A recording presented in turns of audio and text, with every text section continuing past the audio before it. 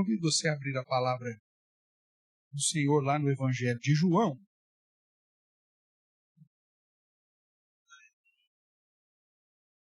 Nós estamos aqui no capítulo 11, tratando sobre a ressurreição de Lázaro.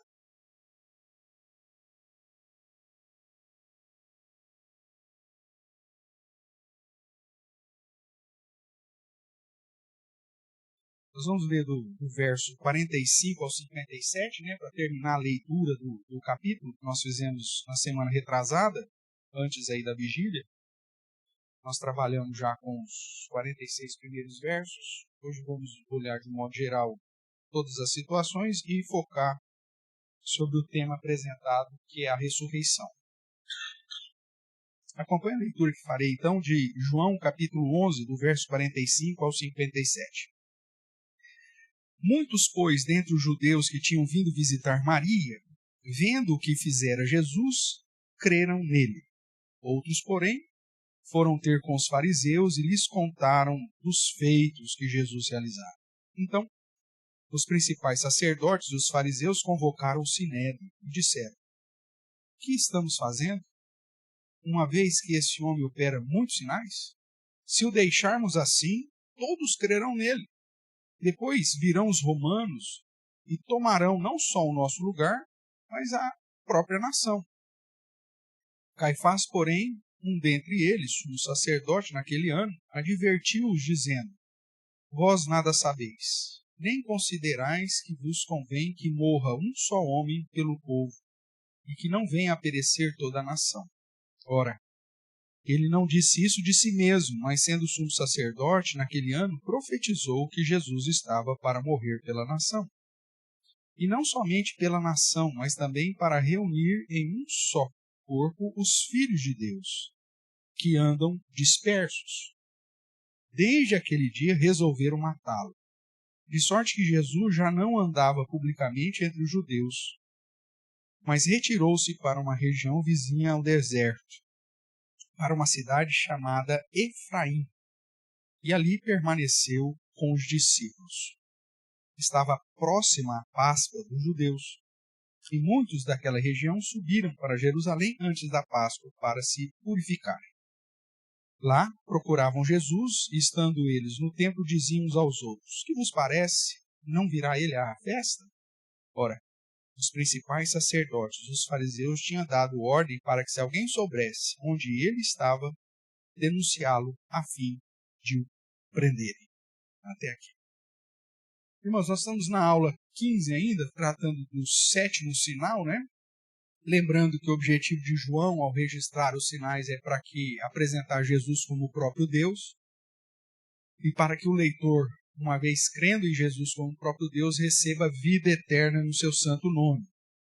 Nós vimos também que João, no seu evangelho, vai usar vários mecanismos para provar que Jesus é o próprio Deus, registrando claramente sobre a sua divindade, falando a respeito das declarações de pessoas que conviveram com Jesus, de vários grupos sociais, testemunhos e as próprias afirmações de Jesus como sendo o Messias, como sendo o Filho do Homem, como sendo o Eu Sou, e também os sinais propriamente que foram selecionados especificamente por João com o objetivo de deixar claro ao leitor que Jesus é Deus. Esse é a grande questão. Nós vimos que João vai separar vários desses sinais, Alguns falam 7, outros falam 8, mas se você tomar mais um pouquinho de cuidado, você vai chegar a 10 sinais aí específicos que nós temos estudado. Hoje nós estamos aqui no capítulo 11, de 1 a 46, que trata da ressurreição de Lázaro e o desdobramento desse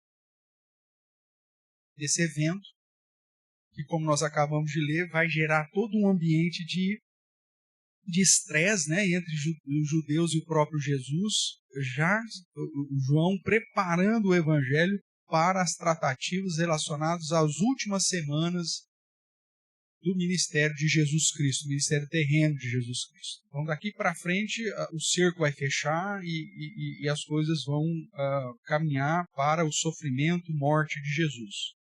O próprio texto que nós lemos agora, de transição, mostra que Deus, na sua soberania, usa inclusive Caifás, como sumo sacerdote da época, para profetizar a respeito da morte de Cristo, com o objetivo de Jesus reunir todas as ovelhas que estavam dispersas, né? Todo o povo dele que estava disperso. Então, Deus é soberano até na fala daqueles que não entendem a sua vontade, né? Então, esse é o contexto, já preparando aqui a situação para a última semana do ministério. Veja que está chegando perto da Páscoa, e aí a partir daqui ele vai contar justamente esse período derradeiro do ministério terreno de Jesus. Por isso que é um evangelho bem seletivo, né? João vai pegar especificamente os testemunhos, sinais, tal, mas o foco maior vai ser nesse período final das semanas finais, aí, da proximidade da Páscoa e dos desdobramentos que culminam na morte e ressurreição de Jesus Cristo. Tudo bem? Então, caminhando aqui, tendo em mente, né, trazendo a nossa memória que o texto trata da ressurreição e de milagres, de sinais, nós estamos aqui num dos sinais que trata sobre o poder de Jesus sobre a morte. Essa é a última categoria aí que nós podemos dividir os sinais nos evangelhos. Nós relembrando aí os sinais, né? Primeiro, Jesus transforma água em vinho, depois Jesus cura à distância o filho do oficial do rei lá em Cafarnaum, no norte. Perdão. Depois Jesus cura um homem enfermo há 38 anos em Jerusalém, pela situação do tanque de Betesda. Depois, voltando lá mais para o norte do país, Jesus multiplica os pães e os peixes no mar da Galileia, anda sobre o mar da Galileia e acalma o vento. Depois Jesus cura um cego de nascença em Jerusalém, um outro momento que ele está em Jerusalém, agora mais distante do templo, no tanque de Siloé. E o sétimo, que é o que nós estamos estudando, que é a ressurreição de Lázaro. Nós já vimos a semana retrasada, um amigo de Jesus, morava em Betânia, cerca de 3 quilômetros de Jerusalém. Ele e as suas 2 irmãs eram todos amigos e queridos por Jesus. Jesus, nesse momento, estava na região onde, na Betânia de Pereia, ou Betabara, como alguns chamam, na região que João Batista havia batizado. Nós fizemos esse jogo de versículos aqui para compreender. Um tempo de viagem estimado 2 dias, ele recebe a notícia, mas permanece ainda 2 dias antes de resolver vir até Lázaro, com um propósito bastante definido. Mais uma vez, João reforçando a ideia de que Jesus é o próprio Deus, ele é onisciente, ele já sabia tudo que ele ia fazer, que é um grande diferencial, né, nos evangelhos. Os outros os teólogos entendem algumas afirmações como Jesus na encarnação tivesse diminuído alguns atributos divinos. É algo que João descarta totalmente, mesmo porque se Jesus perdeu qualquer porcentagem do ser divino, não serve para a gente. Então, o Evangelho de João é um evangelho que reforça a deidade de Jesus em 100%, plenamente, né? Vimos também das dificuldades geográficas da situação. Saindo da região que Jesus estava, ele tinha que subir cerca de 1.050 metros, né, em 40 quilômetros, então uma subida extremamente íngreme, então uma viagem difícil. Jerusalém está aproximadamente 800 metros do nível do mar, mas a região de Jericó está a 250 metros abaixo do nível do mar. Vimos isso no mapa aí, né, para você ter uma ideia. Então, Betânia aqui da Pereia, região da além de Jordão chama Pereia, para cá, Judéia. Então, nós estamos em Betânia da Pereia, né, da além do Jordão. Ele vem aqui onde a região que João Batista batizava, e ele vem, sobe até Jericó. Nós estamos a 250 metros abaixo do nível do mar. E aí você tem todo esse percurso aqui, lembrando que Jerusalém está nos montes, né? Então, de mais de 1.000 metros de inclinação aí, então não era um trajeto tão fácil. E além disso, era cheio de dificuldades, de perigos. Era conhecido como o caminho da morte. É por isso que no texto Tomé vai falar: então vamos morrer. né? Vão lá para morrer com ele. Não só por causa da perseguição dos judeus, mas porque a própria viagem era uma viagem perigosa. Tanto que o próprio Senhor Jesus, durante o ministério terreno, usa esse percurso para citar a parábola do bom samaritano, né? Que socorre lá o viajante que estava justamente nesse trajeto e que foi alvo de um assalto, de violência que estava lançado lá. E tanto o levita quanto o sacerdote descendo de Jerusalém, passam por ele e despreza, e o bom samaritano, que nem judeu era, é que vai cuidar desse homem que estava ali lançado à beira desse caminho, caminho da morte. Tudo bem? Então, só para você relembrar isso aí. Então, o capítulo reforça o fato da onisciência, ele sabia o propósito da enfermidade, ele disse que já, desde o início que ele ficou sabendo, ele falou, isso aí é para a glória. Ele demora de propósito, e ele sabia a hora da morte de Lázaro, e ele sabia o que devia fazer, o que haveria de fazer, segundo os versos que nós já estudamos. Nós somos até aqui na semana retrasada. Hoje vamos avançar mais um pouquinho, terminando aqui o capítulo 11, então tratando ainda do sétimo sinal do Evangelho, a ressurreição de Lázaro. Então, além disso que nós já relembramos, esse capítulo reforça o fato de Jesus ser o próprio Deus, pois somente Deus poderia ressuscitar alguém depois de 4 dias. Você lembra do texto que nós lemos há 2 semanas atrás? Quando Jesus se pronuncia que ia ressuscitar e tirar a pedra, a própria irmã fala, mas Senhor, já cheira mal, já sabe, de 4 dias. E havia, na tradição judaica, né, a crença que a alma ficava rondando ali o corpo da pessoa por 3 dias. Depois disso, não tinha mais jeito. Isso era a crença particular. Então, na tradição judaica, o sepultamento era algo feito no mesmo dia. Não tem aquela cultura do velar, né? Morreu, geralmente a preparação do corpo demora cerca de 3 horas. Eles lavam o corpo, passam lá os perfumes, enrolam num pano e já vão para o sepultamento. Então, na cultura judaica, o sepultamento deveria ser o mais rápido possível. Então, muito provavelmente foi isso que aconteceu com Lázaro. A própria morte de Jesus na cruz, né? Aquela correria toda para enterrar Jesus, ou para sepultar Jesus, né? Colocar ele lá na tumba, se dava porque era um costume, e pela situação que estava para começar o primeiro dia da festa de Pães Asmos, era um sábado grande que estava para começar, um feriado grande na semana, e por isso então a correria. Mas falando, por que correr tanto? Porque para o judeu morreu sepulto. Né? Na cultura, nas outras culturas, cada cultura tem uma perspectiva diferente, né? de velório, de sepultamento, de uma série de coisas. Mas o judeu era assim, quanto mais rápido estivesse pronto, já resolve o problema e sepulta e pronto, acabou. Só que havia a crença na tradição de que após os 4 dias a alma então deixava definitivamente o corpo e não haveria nenhuma possibilidade de ressurreição. Isso era o senso comum, a crença comum. Sem falar que os próprios saduceus, que eram um grupo religioso forte, né, porque eram sacerdotes, para eles a ressurreição era algo impossível. Né? Eles não acreditavam na ressurreição. São desses saduceus, aquele questionamento, quando chegam para Jesus, e aí eles criam lá uma situação hipotética de uma mulher que casou com o marido morreu, aí casou com o outro, o marido morreu, casou com o outro, a mulher matou um monte de gente, né? Não era ruim, mas chuchu, porque se quisesse morrer era só casar com ela, né? De um jeito, nessa história dos saduceus. Aí eu sei que ela casou com 5, né?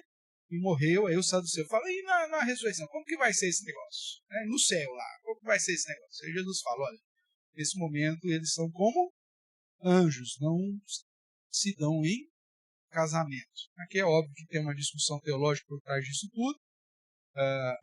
Alguns defendem que no céu, então, será essa realidade.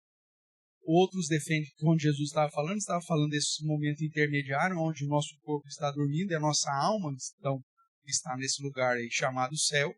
E, obviamente, lá as almas não casam, não dão em casamento.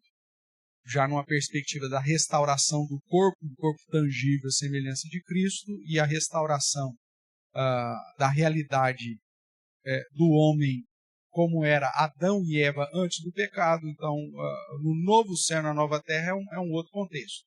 Mas isso aí é um outro assunto para a gente tratar mais especificamente em outro momento, sobre se o nosso corpo glorificado e o novo céu e nova terra, quais as possibilidades que nós vamos ter lá ou não, segundo as Escrituras, apesar que muita coisa está envolta em mistério, Deus não revelou, então não tem como a gente avançar propriamente. Só estando lá para você saber.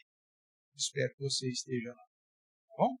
Então vamos lá. Então esse era o contexto sobre a ressurreição. Então o tema da ressurreição é tratado aqui no capítulo 11 e mostra que Jesus discipulava bem os seus seguidores, né? Isso nós podemos observar aqui na confissão de Marta. Na conversa que Jesus tem com Marta, veja, era um contexto onde a mulher não tinha acesso às escolas rabínicas. Você não tinha nenhuma rabina, né?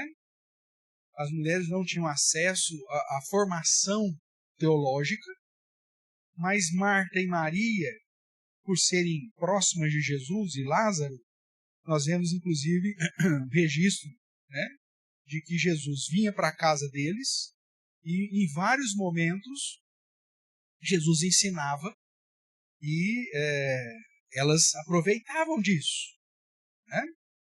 Tem um dos registros aí que quando Maria estava sentada aos pés de Jesus e Marta veio, Senhor, pede para Maria me ajudar, né? Só eu vou ficar aqui fazendo a feijoada, né? Fazendo galinhada aqui. Feijoada não, porque eles não compram com carne de porco, né? Mas só eu vou preparar aqui a refeição.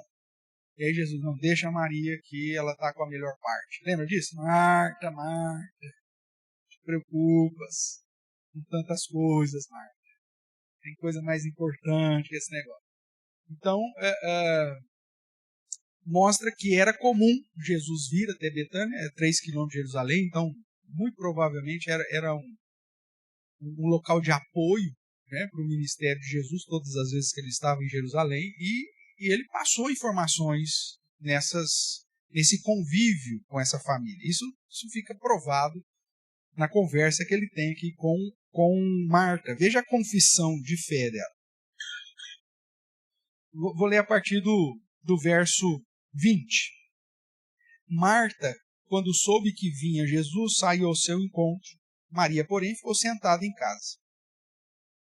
Disse, pois, Marta a Jesus, Senhor, se estiveras aqui, não teria morrido meu irmão. Mas também sei que mesmo agora, tudo quanto pedires a Deus, Deus o concederá. Veja a confissão, né, essa declaração de Marta.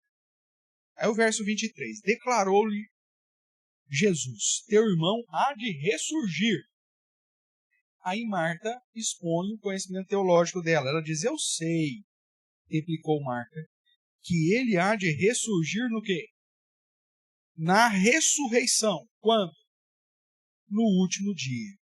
E Jesus, ou disse-lhe Jesus, eu sou a ressurreição e a vida. Quem crê em mim, ainda que morra, viverá. E todo o que vive e crê em mim não morrerá eternamente. Crês isso? Ela responde, sim, Senhor. Respondeu ela, eu tenho crido que tu és o Cristo, o Filho de Deus que devia vir ao mundo. Então, veja que Jesus tratava com os seus seguidores sobre a doutrina da ressurreição. Ao ponto de Marta trazer uma confissão de fé que muitos outros líderes em Israel não tinham. Como é a história dos sacerdotes saduceus. Então ela explica que ela cria nisso. E não só isso, mas confessa Jesus sendo o próprio Deus, o Cristo. E lembrando lá da citação da história que Marta vem reclamar que Maria estava ouvindo o ensino e que ela tinha um monte de tarefa para fazer, veja que Marta é a que está preocupada em fazer as coisas. Então Marta talvez é a que menos ficava ouvindo.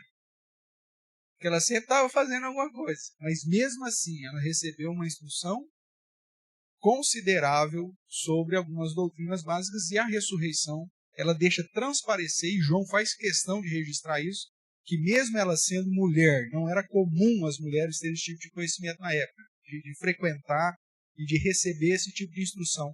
Ela conhecia profundamente sobre o tema. Tudo bem? Além disso, nós temos alguns outros textos que reforçam essa ideia do ensino de Jesus sobre o tema. Então vamos lá para João capítulo 5. Vamos relembrar esse texto aqui. Onde Jesus está explicando a sua missão, lá em João capítulo 5, verso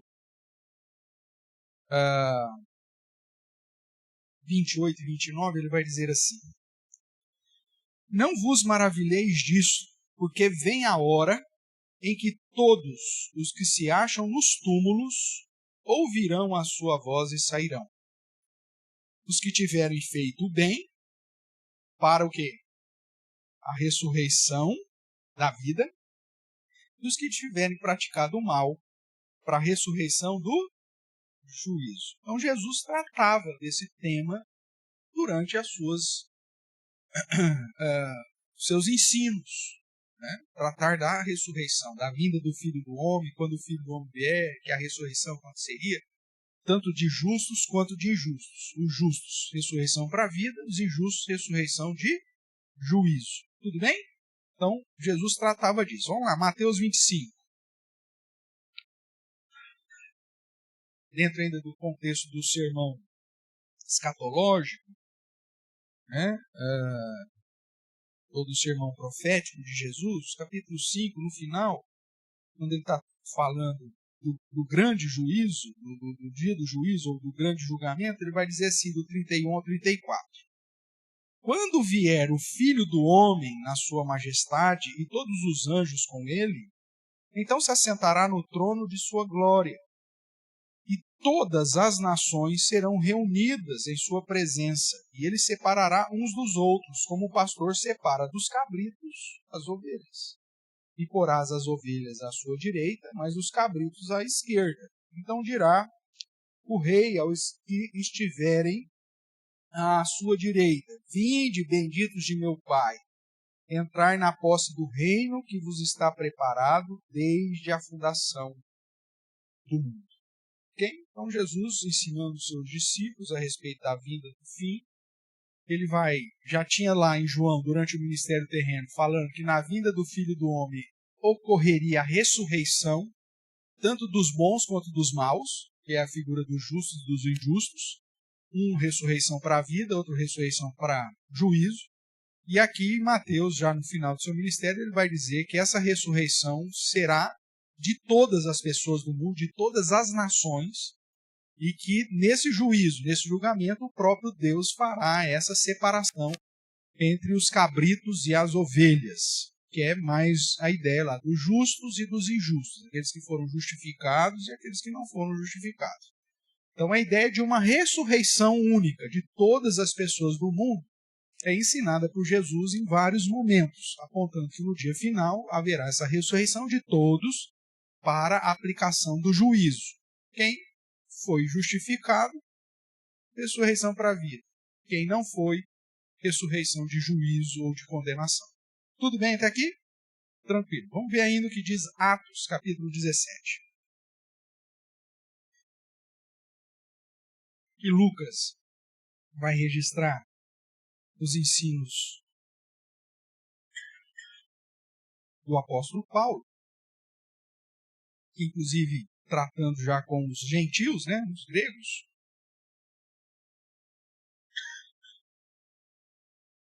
Vou ler o verso 30 e 31. Ora, não levou Deus em conta os tempos da ignorância, agora, porém, notifica aos homens que todos, em toda parte, se arrependam. Porquanto estabeleceu um dia em que há de julgar o quê? O mundo, com justiça, por meio de um varão que destinou e acreditou diante de todos, ressuscitando dentre os mortos. Então, Paulo, na sua pregação A pregação do Evangelho fala da ressurreição de Cristo e fala que a ressurreição de Cristo o possibilita a voltar para julgar todas as pessoas do mundo nesse último dia. Então essa é a crença cristã, né? Então aquela crença pentecostal de que primeiro vai ter a ressurreição só dos crentes, que haja o arrebatamento. Depois de 1000 anos, a ressurreição só dos ímpios, que é os que morreram durante o milênio, não tem base bíblica. Nem em Jesus, nem em Paulo, nem em Apocalipse, em lugar nenhum. Isso tem nas revelações que eles receberam, né? Por isso que as doutrinas pentecostais, irmãos, muitas vezes faz mais desfavor para a igreja do que para a edificação. Porque ela acaba conduzindo os crentes a viver numa perspectiva da segunda chance. Como a salvação é humana, né? Focada no homem, é o homem que se salva. Se porventura aconteceu o arrebatamento, você ficou, é só você morrer em nome de Jesus, você vai para o céu, que é só a segunda chance. Não tem segunda chance, meu amigo. O último dia virá quando Cristo aparecer, a ressurreição de crentes e descrentes se dará no mesmo momento, todas as nações, o mundo inteiro será reunido, e Deus fará distinção entre cabritos e ovelhas, chamando aqueles que foram justificados para entrar no seu reino, aí sim ser arrebatados definitivamente para o novo céu e nova terra, enquanto que aqueles que ressuscitaram para juízo serão condenados e lançados no lugar de castigo eterno, que Apocalipse vai chamar de lago de fogo e enxofre. Então não tem essa perspectiva de espaço entre primeira e segunda ressurreição. E quando o Apocalipse trata de primeira ressurreição, que é Apocalipse capítulo 20, que nós estudamos hoje na reunião de oração, ali ele está falando da conversão, que está em concordância com o que o apóstolo Paulo vai falar em Efésios capítulo 2, do verso 1 ao 10, em especial o verso 6, que diz que nós somos ressuscitados em Cristo. Ele nos deu vida quando nós estávamos mortos. Essa ressurreição é a ressurreição espiritual, a primeira ressurreição, que segundo Apocalipse não traz sobre mim o peso da segunda morte. Então, quando você não conecta a teologia bíblica dos textos e dos ensinamentos bíblicos como um todo, e dá vazão a buscar novas revelações, você acaba criando doutrinas que não têm base bíblica e que por conta do avanço, né, muitas vezes, das doutrinas não bíblicas, a maioria daqueles que se dizem cristãos acabam sendo mais influenciados por doutrinas criadas por novas revelações do que aquilo que a própria palavra de fato apresenta. Então tem que tomar cuidado. E a própria igreja presbiteriana, durante décadas, principalmente nos anos 60, 70, 80 e 90, recebeu grande influência das doutrinas pentecostais. Você vai encontrar pastores presbiterianos defendendo a ressurreição separada de crentes e descrentes. Ah, mas por quê? Porque eles estudaram a Bíblia? Não, porque eles receberam uma influência pré-milenista dispensacionalista. Ah, mas tem base para isso? Meu amigo, muito frágil. Se você estudar biblicamente falando, é muito frágil. E está baseado muito mais em novas revelações e em especulações do que em escritura. E a base das nossas doutrinas tem que estar tão somente nas escrituras. Tudo bem? Então a ressurreição é um assunto essencial dentro da fé reformada e da fé cristã. Jesus trata disso e aplica isso como sendo o único evento a acontecer no último dia. Vamos ver mais aqui. Daniel capítulo 12.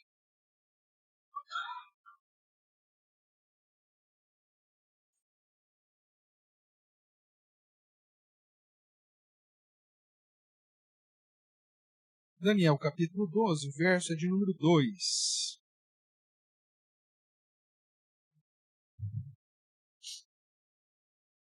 Eu leio o 1 e o 2, tá? Falando aqui da grande tribulação. Inclusive, ele vai dizer: nesse tempo se levantará Miguel, o grande príncipe, o defensor dos filhos do teu povo, E haverá tempo do quê? Tempo de angústia, qual nunca houve, desde que houve nação até aquele tempo. Mas naquele tempo será salvo o teu povo, todo aquele que for achado e inscrito no livro. É o tempo que nós estamos vivendo, irmãos.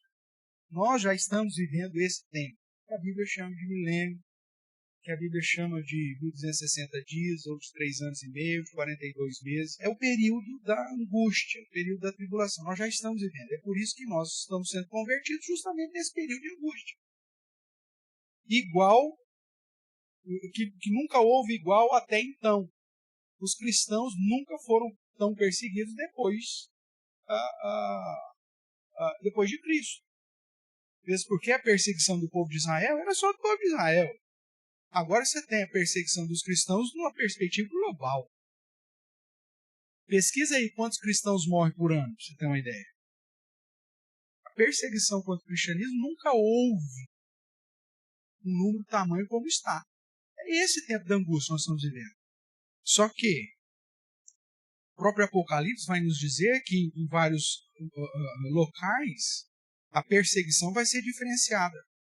Enquanto você vai ter locais onde a perseguição será através de martírio, de morte aos cristãos, né? Outros lugares vai ser através de esfriamento espiritual e outros lugares vai ser uma perseguição através de falsas doutrinas. Houve um teólogo, não vou lembrar o nome dele agora, ele tratou disso uma perspectiva cultural. Você pega Oriente, perseguição. Europa, esfriamento espiritual, apostasia. Ocidente, falsas doutrinas.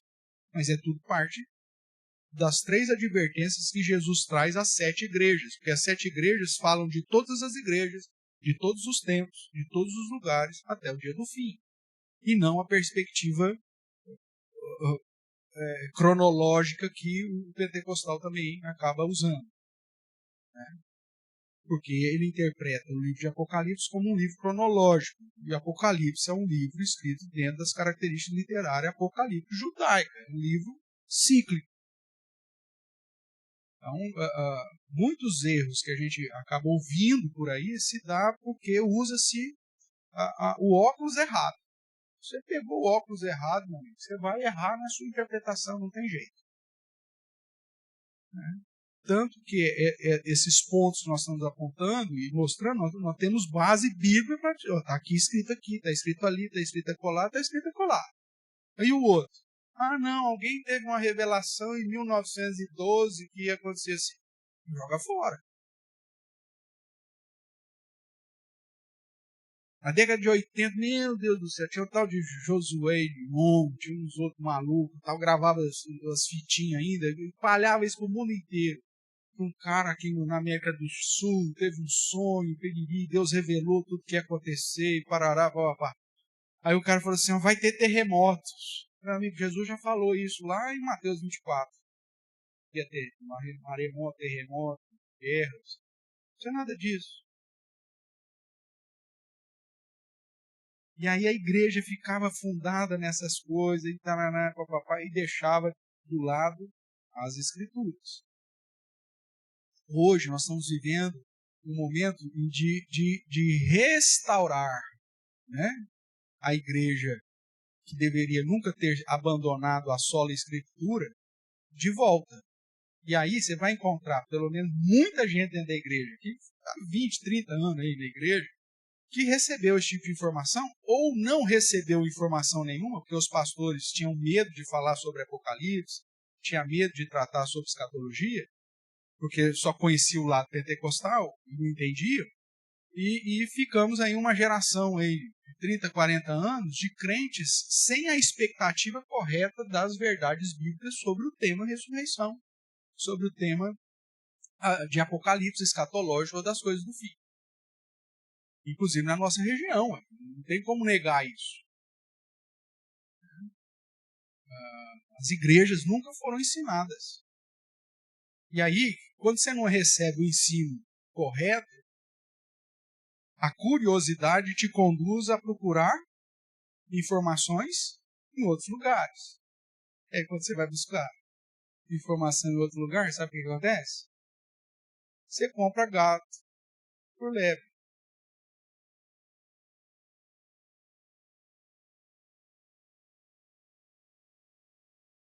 Simples assim.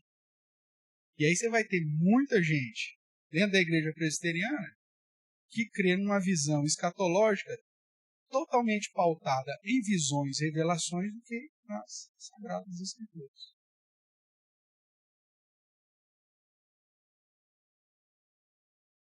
Que não tem nem o conhecimento de Marta. Marta sabia que a ressurreição ia ser única. E Jesus não fala, não, Marta, não aprendeu, hein, Marta? Marta, Marta. Tá vendo? Você ficou preocupada em fazer a comida lá, não ficou sentado igual a Maria? Ele não aprendeu direito. Jesus falou isso para ela? Não. Pelo contrário, ele reforça o que ela tinha e ainda diz mais. Mas você vai ver algo diferente se você crer. Crê nisso? E aí a ressurreição temporária de Lázaro. Tudo bem? Vamos lá. Outro texto aí. O verso 2, né? Eu li o verso primeiro. Então, e haverá no tempo de angústia, qual nunca houve, desde que houve nação até aquele tempo. Mas naquele tempo será salvo o teu povo, todo aquele que for achado escrito no livro. Aí falando já do fim. Muitos dos que dormem no pó da terra, o que vai acontecer? Ressuscitarão. Uns para a vida eterna e outros para a vergonha e horror eterno. Então já Daniel também apresenta a ideia de uma ressurreição final dos dois grupos, como Jesus vai falar depois, de que vão ressurgir uns, ressurreição para a vida, outros ressurreição para juízo. Uns, ressurreição para ser separado como ovelha, outros, ressurreição para ser separado como cabrito. Tudo bem até aqui? Então vamos caminhar mais. 1 Tessalonicenses, capítulo 4. Palavra de Paulo trazendo conforto, em especial para aqueles que tinham perdido entes queridos, né? Uma palavra de consolo. 1 Tessalonicenses, capítulo 4. Que ele está falando. Vou ler o 16.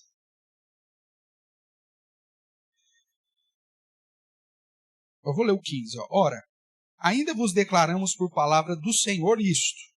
Nós, os vivos, os que ficarmos até a vinda do Senhor, de modo algum precederemos os que dormem. Os que dormem é aqueles que já morreram.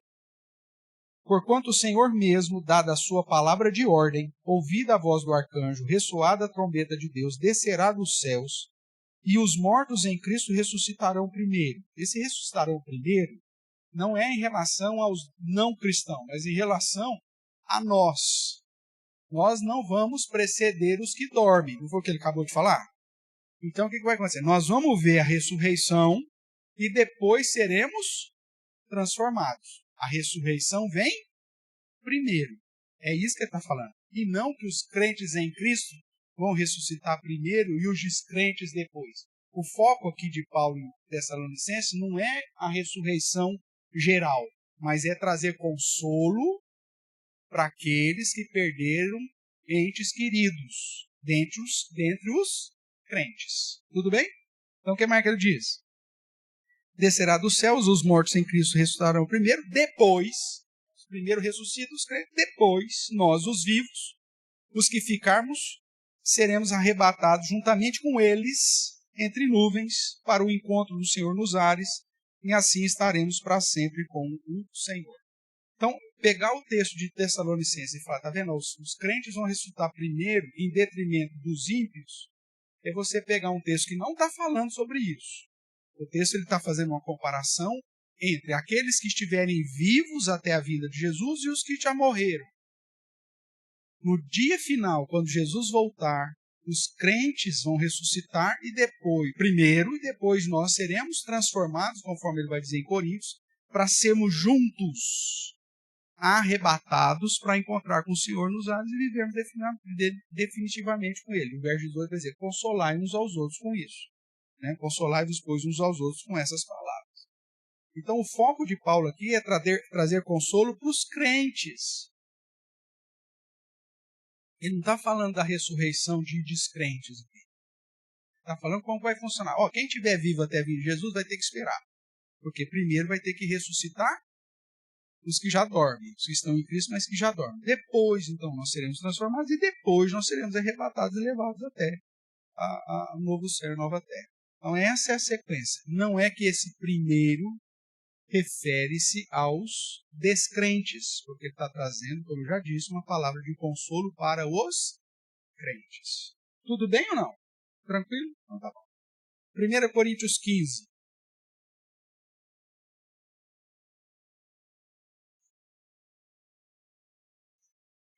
1 Coríntios 15, 51 e 52. Já no final, todo o capítulo está tratando sobre a ressurreição, reforçando a ideia de que isso é essencial. E aí, em cada momento, ele vai ampliando um pouquinho mais daquilo que ele vai revelando. O verso 51 diz assim: Eis que vos digo um mistério. Nem todos dormiremos. Lembrando que dormir aqui, em muitos contextos, refere-se a morrer. Mas transformados seremos todos. No momento, no abrir e fechar de olhos, ao ressoar da última trombeta.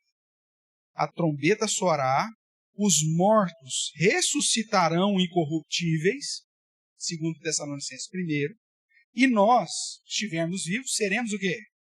Transformados.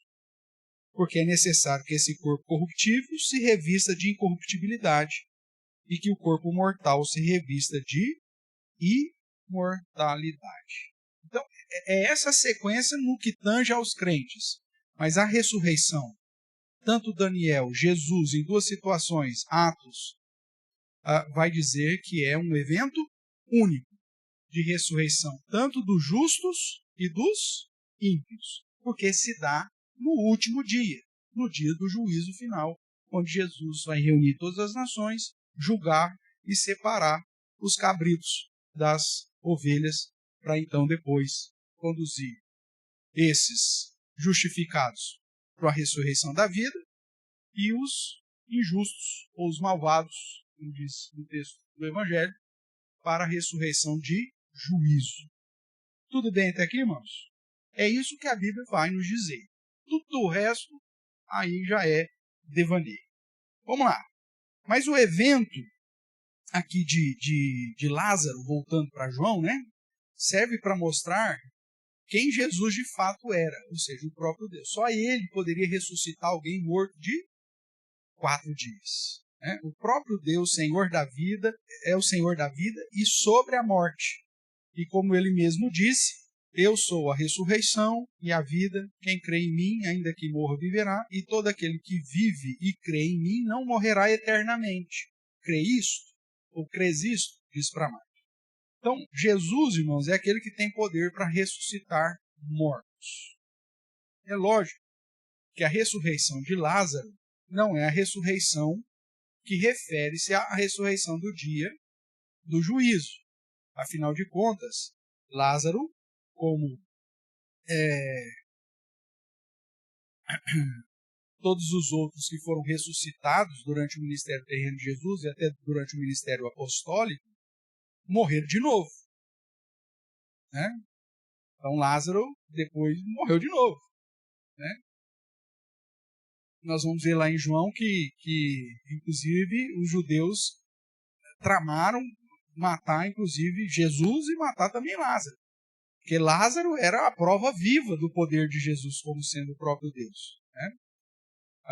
Se você for pesquisar, tem algumas histórias, né, tradições judaicas, não sei o que, vai dizer, alguns vão dizer que Lázaro morreu lá mesmo, e outros vão dizer que Lázaro, na verdade, fugiu por causa dessas perseguições. Depois da morte de Jesus, ele acaba fugindo de Jerusalém, de Israel, e foi, eu acho, para Chipre, e acabou sendo pastor lá numa das igrejas de Chipre, mas a gente não tem dados históricos relevantes para dizer o que realmente aconteceu com Lázaro. Mas uma coisa você pode ter certeza, a ressurreição de Lázaro não era a ressurreição eterna, porque essa só vai acontecer no último dia. Era uma ressurreição biológica e que ele estava sujeito a envelhecer de novo, adoecer de novo, né? Ficar com gripe de novo, com dor no corpo de novo, igual eu estou, e morrer de novo. Tá bom? Então vamos lá. O sinal, né, o milagre feito por Jesus, como nós vimos no verso 45, que lemos hoje no início, conduziu muitas pessoas a crerem em Jesus como o Filho de Deus, o próprio Deus. Porém, muitos outros foram falar com os religiosos, né, com os sacerdotes fariseus, conforme nós lemos do verso 46 em diante, conduzindo, inclusive, os líderes religiosos a reunir o Sinédrio. O Sinédrio era o conselho, o tribunal eclesiástico, e que determinou que Jesus tinha que ser preso e morto. Tá? Então, esse evento aqui foi um evento importante para essa tomada de decisão do Sinédrio. Sinédrio refere-se ao conselho, ao tribunal eclesiástico. É o mesmo Sinédrio que depois da ressurreição de Cristo e do derramamento do Espírito Santo, dá cartas a Paulo para perseguir a igreja. É o Sinédrio que inclusive pega Pedro e João, prende, açoita os caras e fala para que Pedro parasse de pregar no nome de Jesus. É o Sinédrio. Toda vez que o Sinédrio se reunia, esse tribunal eclesiástico, e proibia os cristãos de fazer qualquer coisa, eles desobedeciam. Porque mais importa agradar a Deus do que aos homens. Mas é no contexto do Sinédrio. Quando se tratava do Império Romano, quando se tratava da prisão de Paulo, ou das determinações do Império, de que o cristão e o judeu não podia ficar mais em Jerusalém, de que tinha que prender João para ele parar de pregar, ninguém desobedecia.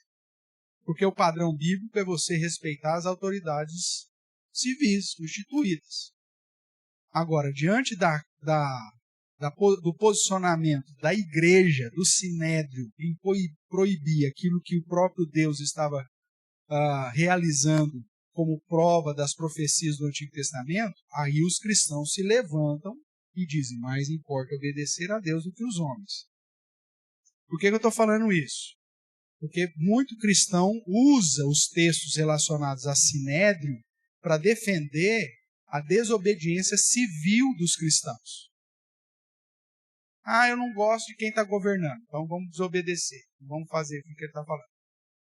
Biblicamente falando, o cristão não tem base para desobediência civil.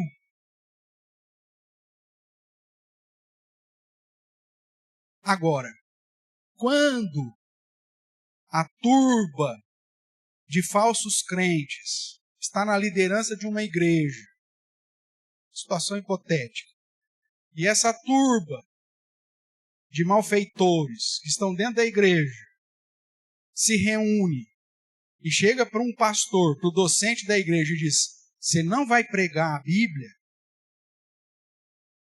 Aí nós temos amparo escriturísticos para dizer para esse Zé Ruela de que mais importa obedecer a Deus do que aos homens. É dentro de um contexto de igreja. Tudo bem? Apesar que é uma situação, sim, totalmente hipotética. Mas se acontecer, então você chega para o cara e fala, não, meu amigo, eu vou continuar pregando as Sagradas Escrituras, você goste ou não. Se isso vai apontar para o seu pecado ou não. Porque a docência da igreja é responsabilidade privativa daquele que foi ordenado para aquilo. Então, você, como conselho, como sinédrio, não pode determinar o que eu prego ou o que eu deixo de pregar. Se eu pregar heresia, tudo bem, mas se eu estou pregando a palavra, fechou, você não tem que abrir a boca. Tudo bem? Então, veja, contexto de sinédrio, que é o tribunal eclesiástico. Contexto de autoridade civil, o que você vai ter na Bíblia é Jesus falando, dai a César o que é de César, e a Deus o que é de Deus. Você vai ver Jesus falando para Pilatos, nenhuma autoridade te foi dada que não veio lá de cima. E justamente porque o meu reino não é daqui, a autoridade que você tem para me matar, você usa. Porque se o meu reino fosse desse mundo, os meus ministros viriam aqui e já acabavam com tudo. E é a mesma ideia que Paulo vai dizer em Romanos 13, que os cristãos devem estar sujeitos a todo magistrado civil, porque o magistrado civil é ordenado por Deus. E você tem que dar honra a quem você tem que dar honra, né? Você tem que tributo a quem você tem que dar tributo, tal. Então a Bíblia nunca vai te dar margem para desobediência civil. Só que ela vai te dar margem para fidelidade escriturística, mesmo dentro da igreja. Aí, cara, compra essa briga. Aí vai até o fim.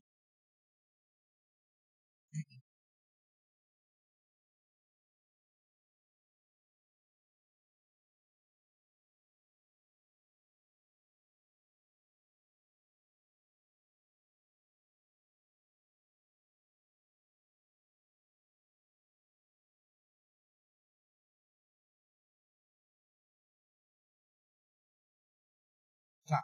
Então, para quem está acompanhando, a ideia é o seguinte. Nós estamos diante de um governo que acaba trazendo ideologias para dentro da educação. Como que o cristão que é professor deve fazer numa situação dessa? Né? Ele não vai contra a sua própria consciência.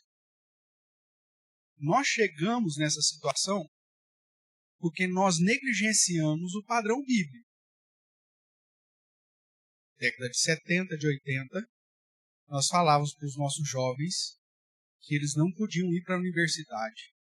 Nós falávamos para os nossos jovens que eles não podiam assumir nenhuma responsabilidade na política.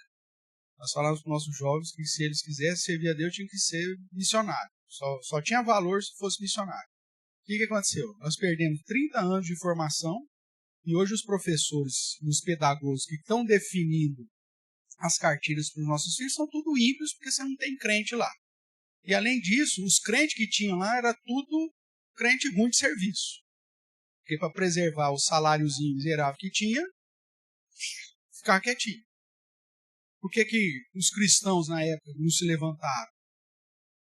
Lá em 70 e 80, quando as coisas começaram a ser pavimentadas para hoje chegar lá. Então, quer dizer, nós estamos colhendo o fruto da burrice que nós tivemos do mau discipulado da igreja na década de 70, 80 e 90. Agora estamos correndo atrás. Quer ver? Só dentro do contexto presbiteriano, nós quase perdemos o Mackenzie porque nós não tínhamos professores cristãos para pôr o Mackenzie. O Mackenzie se transformou num antro de humanismo e de liberalismo. De 2000 para cá e começou uma correria louca para formar pastores, pagar a gente, formar professores, pagar a gente para fazer mestrado e doutorado, cristãos para começar a assumir as cadeiras. Mas então tá, então hoje nós estamos colhendo esse problema. Tá, como que eu vou lidar com isso? Nós temos alguns mecanismos. Nós vivemos num país ainda democrático que me permite usar mecanismos para isso. Eu vou denunciar, usar os meios cabíveis para isso. Eu vou usar a força política que, porventura, eu tenho, deputados, senadores, tanto na esfera estadual, principalmente federal, que vai influenciar o plano de educação nacional. Eu vou participar desses fóruns. Os crentes, ninguém quer participar dos fóruns, porque vai lá, vai levar bordoada, então ele não quer. Só que faz parte da minha responsabilidade civil. Vou lá participar lá junto com aquele monte de bando lá que está falando que a família não importa, que nós queremos acabar com a família mesmo, que criança tem que ser ensinada nas posturas. Viu, mas tá errado. Alguém vai ter que comprar essa briga. Né? E eu falo isso, você sabe muito bem do que eu estou falando. Alguém vai ter que comprar essa briga. Né, Julinho? Você sabe muito bem do que você está sentindo na pele. Então, essa é uma atitude legal que você tem para usar. Pastor, o sistema fechou. Impossível. Não tem como mudar essa situação. Tá. Aí, o que os cristãos estão fazendo hoje? Estão indo para o homeschooling. Muita gente está indo para o homeschooling. É desobediência civil. Você tem uma lei que te permite fazer homeschooling? Não tem. Então eles usam essa ideia. Mais é importante servir a Deus do que aos outros. Está errado. Eu sou contra o homeschooling hoje. Por quê? Porque não é legal. A partir do momento que for legal, eu apoio. Só que a maioria dos pais cristãos, que vem da geração lá de 70, 80, 90, não sabe fazer o ó com o copo. Porque não estudaram. Você põe o cara para fazer uma equação lá de fração, o cara não sabe. Como que ele vai ensinar o filho em casa? Hoje, olhando para a nossa realidade, nós estamos no interior de São Paulo, na região mais tecnológica e com o maior número de universidades, talvez, aí da região. Com famílias, com a grande parte das famílias da nossa comunidade, que os pais têm formação universitária. Mas mesmo dentro dessa nossa realidade, você olharia para que família da nossa igreja falando, esse cara tem condição, essa mãe tem condição de fazer homeschooling para os filhos? Posso ser sincero contigo? Eu não vejo nenhuma família da nossa igreja capaz disso. Não porque não tem competência e tal. Pela questão do trabalho secular, pela questão do número de filhos, uma série de situações. Então, enquanto não mudar a lei, o que nós podemos fazer? Usar o que a lei permite. O que a lei permite? Ter uma escola denominacional, a lei permite? Permite. Vamos entrar nessa barca? Vamos. O pastor dá muito trabalho. Bem, estou falando dos seus filhos e dos seus netos, e aí? Se você não quiser ter trabalho, então tudo bem. Então entrega na mão da Cuca e do Saci Pererê. Tudo bem. Mas veja, a igreja às vezes prefere usar um mecanismo que a coloca numa prática de ilicitude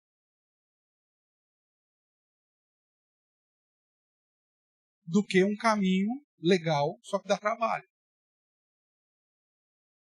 Isso porque o foco não é lucro.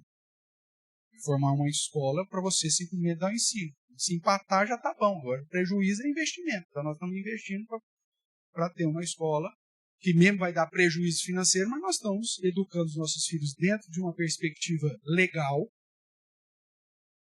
e que vai privá-los de ideologias. Ah, mas o MEC vem, meu amigo, mas depois que entra aqui, você tem uma escola denominacional comprovada dentro da lei, e que inclusive vai, no registro dela, declarar quais são as inclinações denominacionais dela, você pode até cumprir com o currículo. Ó, o currículo manda dizer isso, mas isso aqui não condiz com o que nós cremos, que é isso. E aí você, no vestibular, você vai ter que responder isso aqui, ó. Mas o que nós cremos como escola denominacional é isso. E não cremos nisso por causa disso. Você prepara o aluno, inclusive, para saber por que nós não cremos naquilo. Beleza. Só que isso dá trabalho. Eu preciso de gente que pague o preço. Só que aí nós somos egoístas. Eu consigo, às vezes, pagar o preço para os meus filhos. Porque quem resolveu fazer homeschool dá um trabalho miserável. E não é barato. Não é barato. O cara que acha que é barato, ele está se enganando. E ele tem que fazer um grupo aí com alguém. Às vezes na cidade não tem, ele tem que ir na região. Tem que ter monitor, tem que ter um monte de situações que esses grupos fazem. E não fica barato. O ensino de qualidade, é lógico que é. É de diferenciado, é lógico que é. Mas isso poderia ser muito bem feito de uma maneira como corpo, coletivamente. Só que dá trabalho.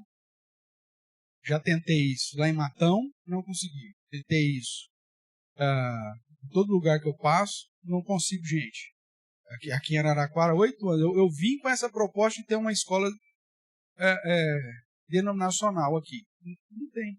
Por quê? Porque sozinho você não consegue. Eu não sou pedagogo, eu não posso nem assinar pela escola. A única coisa que eu posso ser da escola denominacional é deão dela.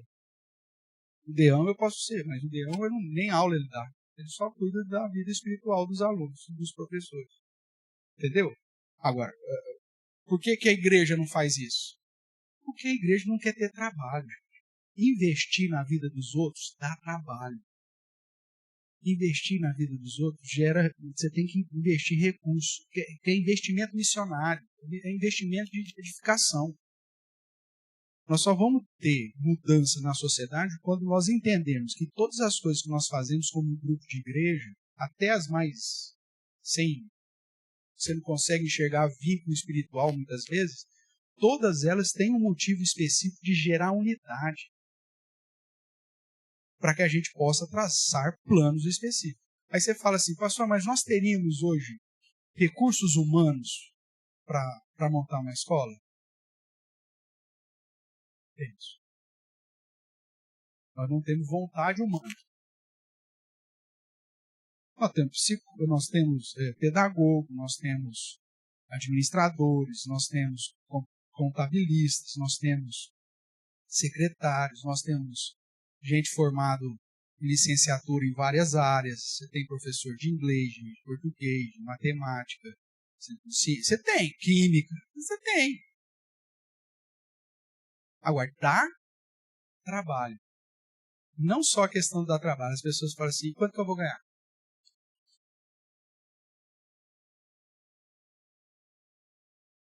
Então, veja, é muito mais a perspectiva capitalista do que a caridade. E é por isso que a igreja padece.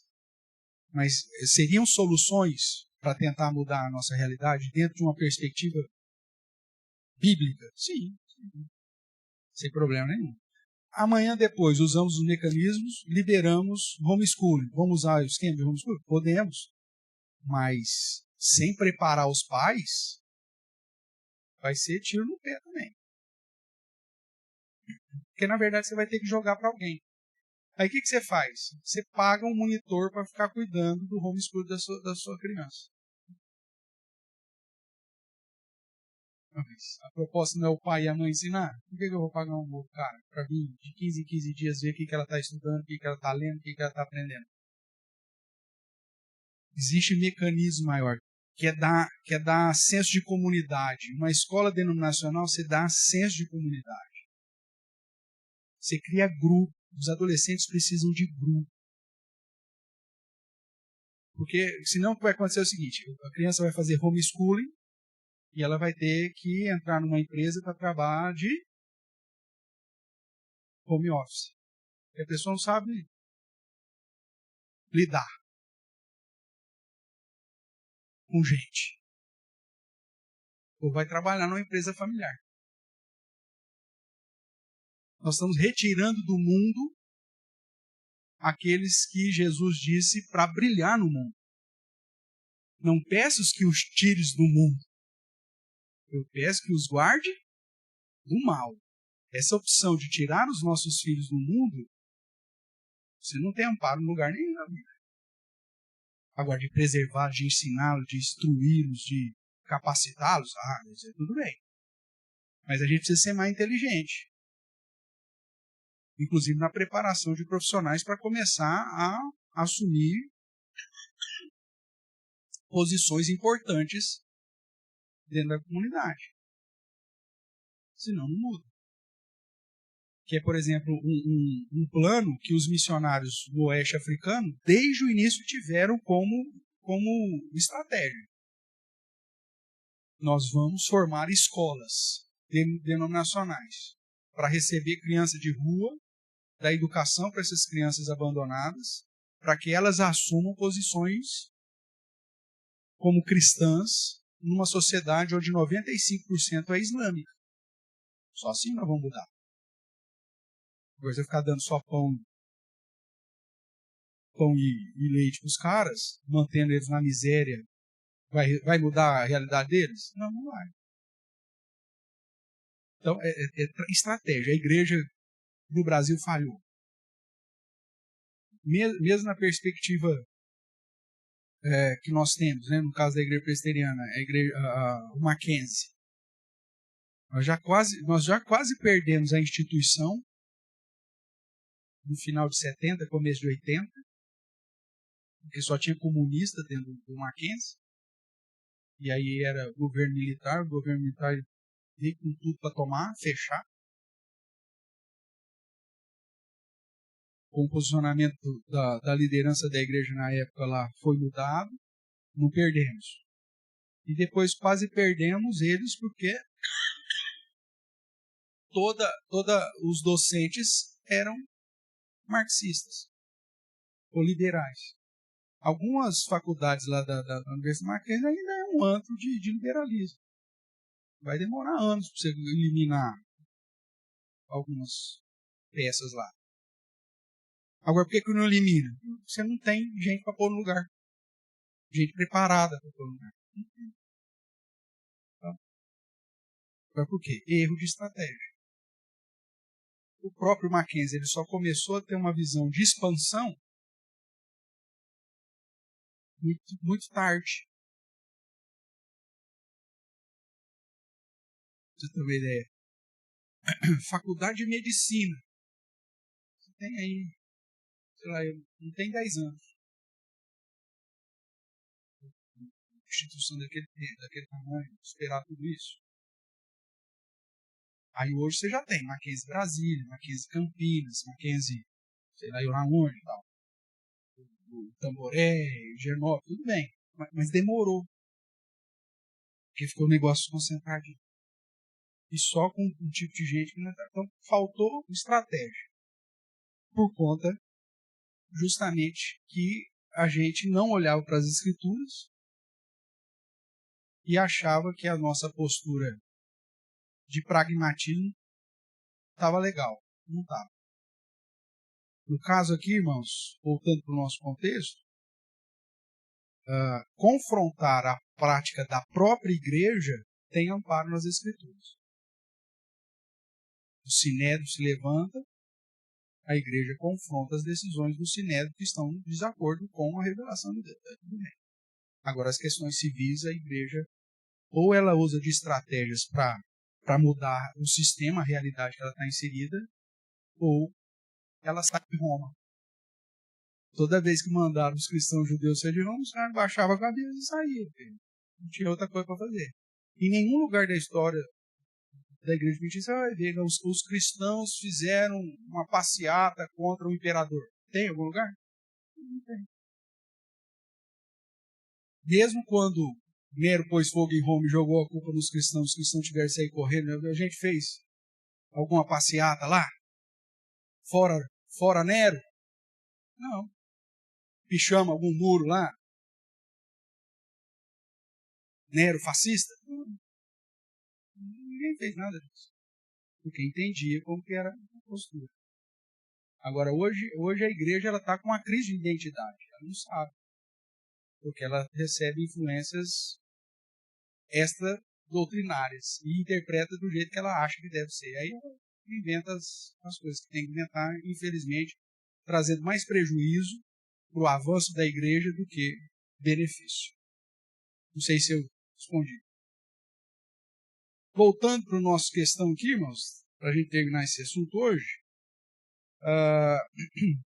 os líderes religiosos, então, resolvem matar Jesus e também o próprio Lázaro. Dá uma olhadinha aí em João capítulo 12.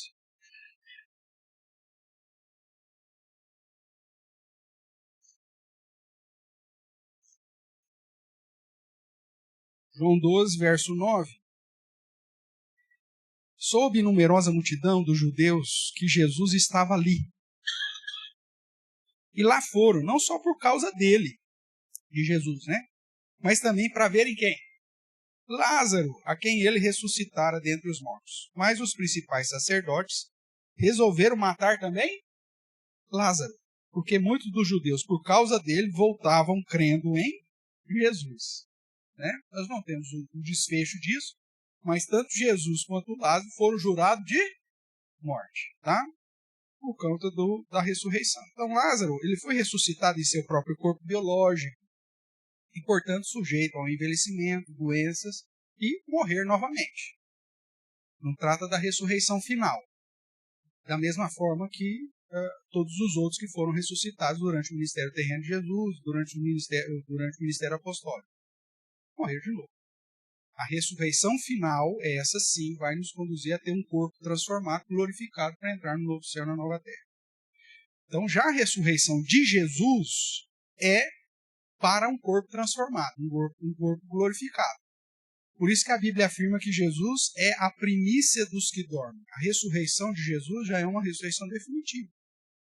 O corpo que Tomé toca, que é um corpo tangível, né, ao toque, que pode ser tocado, era também o mesmo corpo que entrava num ambiente que está tudo fechado, tudo trancado, e é o mesmo corpo que agora está aqui e fala assim, vou vou encontrar vocês, e aparece os caras lá no caminho de Emaús. Então, não está preso às leis da natureza esse corpo de Jesus. Ele entra num lugar que está todas as portas e janelas trancadas. Só que ao mesmo tempo é um corpo que você pode tocar e um corpo que come lá um peixe assado com mel e pão. Então a gente não tem noção como que vai ser esse corpo. Mas no caso de Jesus já é a ressurreição de um corpo glorificado, definitivo. E nós seremos ressuscitados à semelhança desse corpo de Cristo. Aí você tem vários textos que fundamentam essa convicção de que seremos, então, transformados, esse corpo glorificado, como em especial em 1 Coríntios 15, né, vai falar que é um corpo incorruptível e que, segundo Apocalipse, é aquele corpo onde não vai sofrer mais, não tem sofrimento, não tem doença, não tem choro, não tem mais nenhum tipo de consequência que o pecado trouxe para nós. Ok? Não vou ter tempo aqui de ler esses versos aqui, depois qualquer coisa você dá uma conferida lá. Concluindo, irmãos, o sétimo sinal selecionado por João revela Jesus como o Filho de Deus, ou seja, o próprio Deus encarnado. Ele é o Deus de Deus, aquele que tem poder sobre a morte e o inferno, como lá em Apocalipse também vai dizer, a fonte da verdadeira vida e, portanto, a ressurreição para a vida eterna. É o que ele pergunta para Marta. Crês isto? Essa ressurreição definitiva. Cristo, portanto, tem poder para ressuscitar, venceu a morte, ressuscitando ao terceiro dia, para garantir vida eterna a todos aqueles que nele crer e seguir. É isso que vai dizer Romanos 10, 9. Que se eu crer e confessar Jesus, e crer que Deus o ressuscitou dentre os mortos, eu serei salvo. E Romanos 10 vai dizer. 1 Coríntios 15 também vai chamar a atenção de que aqueles que nele creram ter vida, porque se Jesus não ressuscitou, nós estamos perdidos. Mas o fato é que Jesus ressuscitou, e porque Jesus ressuscitou, nós temos a segurança da vida eterna. Tudo bem?